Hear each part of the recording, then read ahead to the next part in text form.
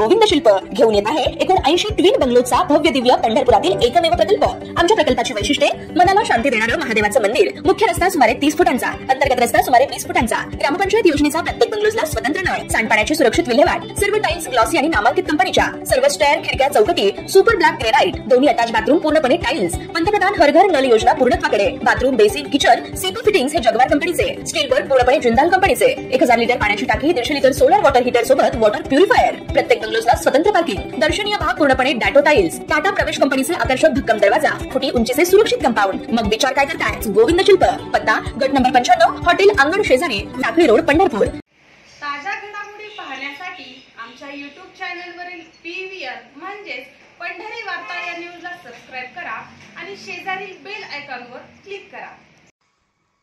पुणे शहरात भाजपची ताकद आहे, मात्र पुण्यातील ग्रामीण भागात अजित पवारांच्या राष्ट्रवादी काँग्रेसचे वर्चस्व पाहायला मिळतं।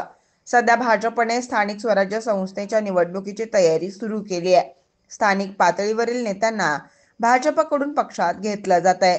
शिवसेना शिंदे गटाकडूनही ऑपरेशन टायगर राबवलं जात असताना अजित पवार यांच्या पक्षातही अनेक नेते प्रवेश करत असल्यानं सत्ताधारी पक्ष सध्या विरोधी पक्षांना धक्के देत आहे।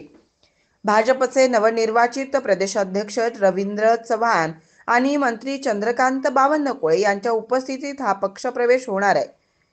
या पक्षप्रवेशानं भाजपची पुण्यातील विशेषतः बारामती लोकसभा क्षेत्रातील ताकद वाढणार असून हर्षवर्धन पाटील यांना पर्याय मिळणार आहे।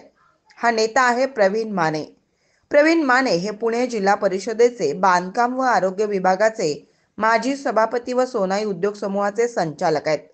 प्रवीण माने यांच्या प्रवेशानं भाजपला इंदापूर तालुक्यात आणि पर्यायानं बारामती लोकसभा मतदारसंघात मोठी ताकद मिळणार आहे।